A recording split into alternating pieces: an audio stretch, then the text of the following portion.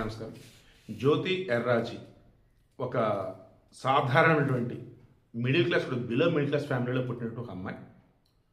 కష్టపడి ఎదిగింది, చదువుకుంది, స్పోర్ట్స్లో బ్రహ్మాండంగా రాణిస్తుంది. కానీ అనుకున్న వేళ ప్రోత్సాహం లేదని ఆమె బ్రహ్మాండంగా మొట్టమొదటి భారతీయురాల్లాగా ఏషియన్ గేమ్స్లో వచ్చేసి కొరియాలో జరిగింది, దక్షిణ కొరియాలో 12.96 సెకండ్స్లోనే ఈ 100 మీటర్స్ హర్డిల్స్ కంప్లీట్ చేస్తే స్టేడియంలో చప్పల కొడడానికి ఎవరూ లేరు.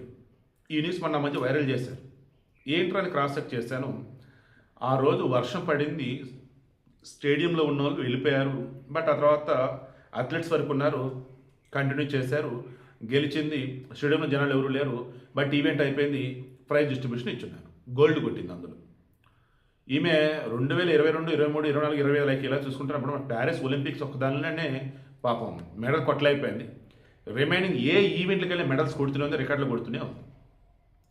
అటువంటి ఆమెకు సరైన ప్రోత్సాహం లేదని చెప్పేసి మీలో చాలామంది బాధపడ్డారు. నేను అన్నా, లేదండి, స్టేట్ గవర్నమెంట్ సైడ్ నుంచి లోకేష్ ఆల్రెడీ మాటిచ్చాడండి, ఆదుకుంటాము అండ్ ప్రోత్సహిస్తాము, మీరు మన రాష్ట్రం గర్వకారణమని అన్నారండి. మరి ఏమి ఇచ్చారు ఏంటి అని అన్నారు. ఆల్రెడీ డిసెంబర్లోనే 30 లక్షల రూపాయలు చెక్ ఆమెకు అందించారు. తర్వాత ఆమెకి స్పాన్సర్షిప్ కావచ్చు, కోచ్ విషయంలో కావచ్చు, ఆమెకి ఫెసిలిటీస్ విషయం కావచ్చు, అన్నిట్లో కోఆపరేట్ చేస్తామని చెప్పారు. ఈరోజు మంత్రిమండలి ఒక డెసిషన్ తీసుకుంది. జ్యోతి ఎర్రాజీ ఆల్రెడీ డిగ్రీ వచ్చేసి నాగార్జున యూనివర్సిటీలో చేస్తున్నారు. ఈ యూనివర్సిటీ అనుబంధ కళాశాల. ఓకే, సో డిగ్రీ క్వాలిఫికేషన్ ఉంది. గ్రూప్ 1 ఉద్యోగం ఇస్తున్నారు ఆమెకి. గ్రూప్ 1 ఉద్యోగం. అండ్ వాళ్ళది వైజాగ్. వాళ్ళ నాన్నగారు ఐ థింక్ సత్యనారాయణ, ఆయన వచ్చేసి సెక్యూరిటీ గార్డ్. వీరు యాదవ్ కులస్తులు.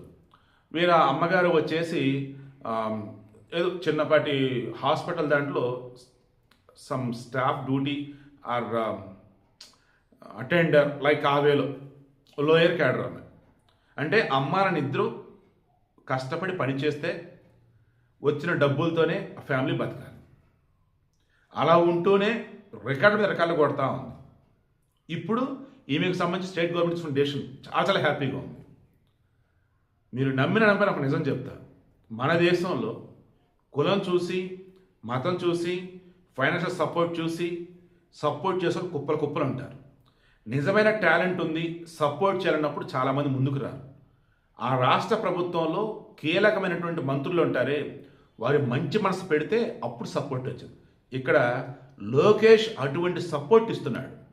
మొన్న క్రికెటర్లకు కానీ, ఈవెన్ పవన్ కళ్యాణ్ అన్న నిజంగా మెచ్చుకోవాలి. ఆయన కూడా మన అందులో క్రికెట్ కప్ గెలిచి వచ్చినారు లేడీస్, వాళ్ళకి సపోర్ట్ ఇచ్చున్నారు. సో ఇప్పుడున్న కూటమి ప్రభుత్వం నిజంగా శభాష్ అండి. అసలు క్రీడాకారులను కానీ, బాగా చదువుకునే వారిని కానీ, పేదవాళ్ళని అంటే మేమున్నాం మీకంటూ ఫైనాన్స్ సపోర్ట్ ఇస్తున్నారు, మోరల్ సపోర్ట్ ఇస్తున్నారు, ఆడవాళ్ళకి కెరీర్ పరంగా సపోర్ట్ అంటూ అది కూడా ఇస్తున్నారు. సో మొత్తానికి మన జ్యోతి ఎర్రాజ్కి అద్భుతమైన గుర్తింపు, వరం లాంటి కానుకలు అనేది ఈరోజు ఇవ్వడం జరిగింది. వైజాగ్లో 500 గజాలు ఇస్తారంటే మాటలు కాదండి, కోట్లలో ఖరీదది. అండ్ ఆల్రెడీ 30 లక్షల రూపాయలు ఇచ్చున్నారు. అండ్ గ్రూప్ 1 జాబ్ ఎన్ని సంవత్సరాలు కష్టపడితే గ్రూప్ 1 వచ్చింది. అసలు అది తపస్సు చేస్తే తప్పరాదు. ఆల్రెడీ మన సింధుకి ఇచ్చున్నారు, తర్వాత మన ఇంకొకరికి ఇచ్చున్నారు. ఇక్కడ వచ్చేసి సిరాజా ఎవరు ఒక అతను, పాత బస్తీ అతను, క్రికెటర్, అద్భుతంగా బౌలర్, అతనికి ఇచ్చున్నారు గ్రూప్ 1 జాబ్. సో స్టేట్ వరకు ఏంటంటే గ్రూప్ 1 వరకు ఇచ్చుకోవచ్చు అనమాట. అలా జ్యోతి ఎర్రాజ్ గ్రూప్ 1 జాబ్, 500 గజాల స్థలం, ఇంటి స్థలం, అండ్ మనం 30 లక్షల రూపాయలు వచ్చేసి ప్రభుత్వం నుంచి ప్రోత్సాహకరమైన బహుమతిలాగా అనుకోవచ్చు. మునుముందు రోజు కూడా ఇంకా మేము సపోర్ట్ ఉండిద్ది అన్నారు. త్వరలో ఆమె ఈ కామన్వెల్త్ గేమ్స్ సంబంధించి, వచ్చే ఒలింపిక్స్ సంబంధించేసి, ఏషియన్ గేమ్స్ సంబంధించేసి ఏదైనా దుమ్ము దులపడానికి ఇంకా మరింత ఉత్సాహంతో ముందుకు దూసుకుపోతుంది. ఆ వేలో మీ అందరి సపోర్ట్ ఎప్పుడు ఆమెకి ఇవ్వండి. మన తెలుగు అమ్మాయిగా నేను గర్వపడుతున్నాను జ్యోతిని చూసి. ఈరోజు కూటమి ప్రభుత్వం వచ్చేసి ఆమెకి సపోర్ట్ చూసి మరింత సంతోషంగా ఉంది. నిజంగా మంచి ప్రభుత్వం నిరూపించుకుంటూ ఉన్నారు.